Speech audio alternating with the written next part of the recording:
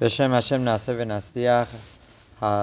הלכות קריאת שמע דלעזר ושמע, based on Mishne Tora Rambam, from the section of חוק לישראל for פרשת כי תישא, יום שלישי.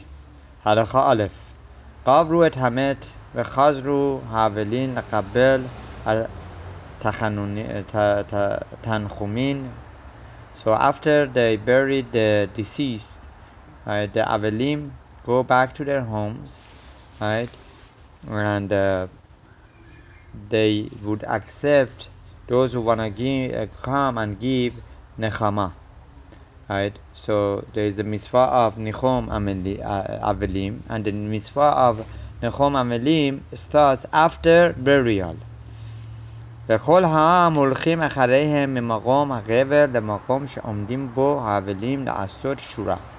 And everyone who is present there at the burial, they line up, right, for the avelim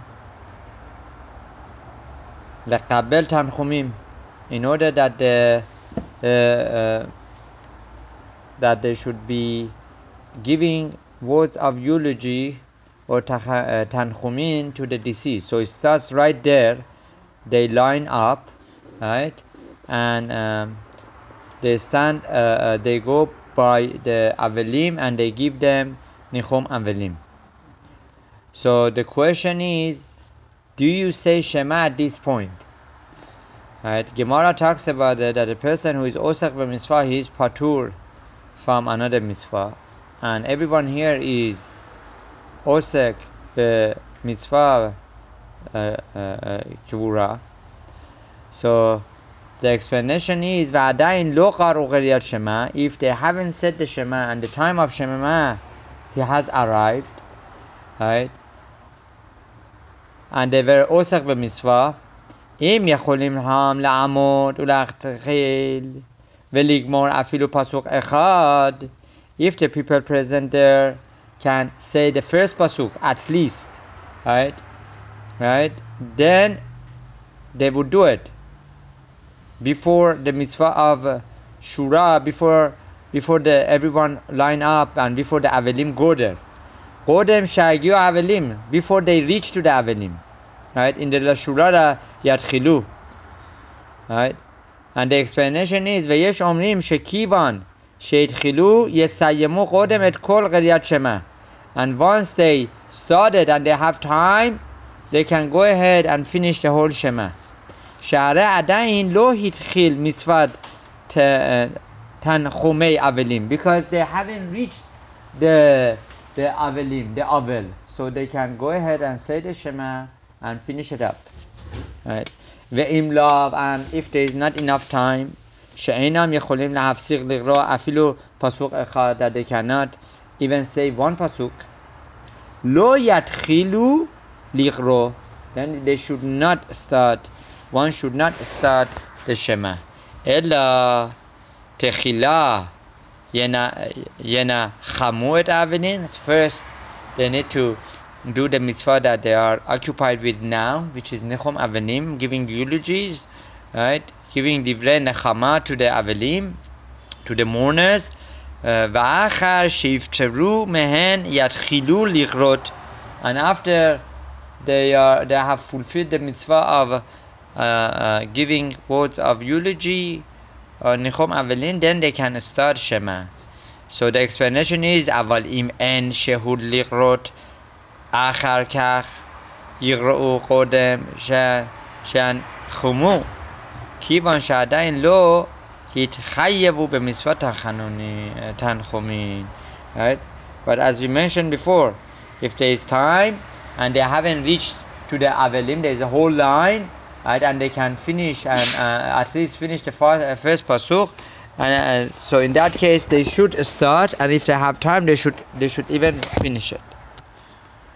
בני האדם העומדים בשורה הפנימית שהן רואים פני אבלים שעליהם מוטלת עיקר מצווה ניחום אבלים. So those individuals who are standing in the front lines facing the mourners, the Avelim, right? Hem Peturin Meqeriyat Shema.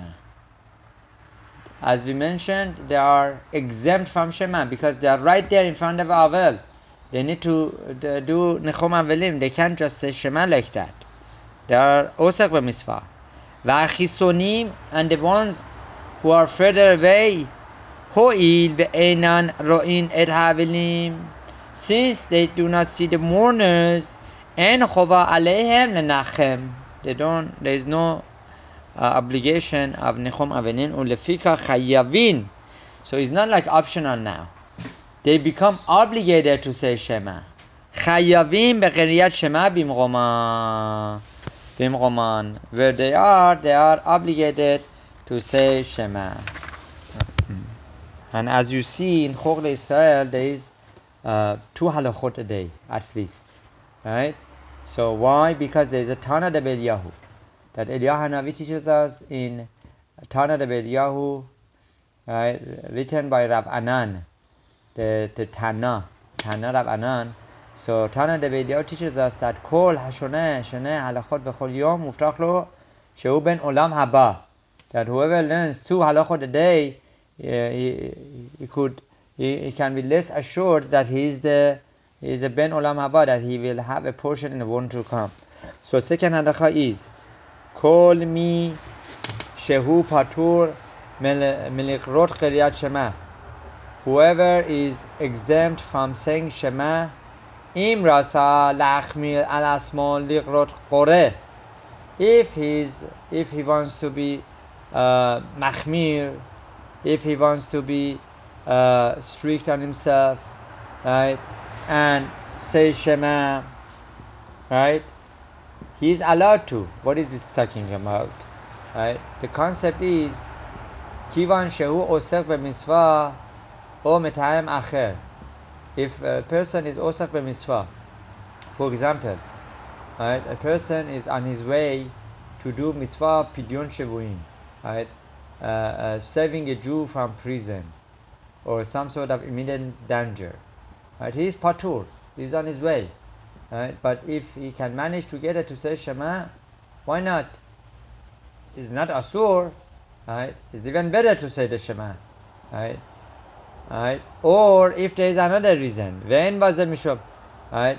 He wants to say it, but he thinks, maybe people think he's too chacham. Like the night of wedding, right? One is exempt from mitzvah of Shema. Why? Because it says in the Gemara, if one is getting married to a betula, to a virgin, right, then he is constantly thinking of the mitzvah he has, and he is bothered. What about if my wife is not a betula? What about if she is not a virgin? What I'm going to do tomorrow morning? I need to go to Beddin, I need to divorce her, and all the specifics in halakha constantly is coming in his mind and makes him not to be focused to say Shema. However, if one says Shema, right, even though that his mind is occupied, that's not an avera. That is even recommended to say Shema. Obviously, he needs to pay attention as much as he can. Vehu shetehe da'ato pinuya elav. Aval im hayaze patur minqiyot nishom shehu mevuhal vetarud ve'eno rasha liqrot ad shet yashevu da'ato. Now, that which we mentioned is only when a person can have some sort of yishuv with the ad, some sort of peace of mind. He can be focused. If he is not focused, right, if his mind is so occupied, right, then he should not say it. Right? So in the case of Khatan, if he cannot have peace of mind for 1 to 2 minutes for saying Shema, then he should not say it. Right. Baruch Adonai Leolam. Amen. Amen.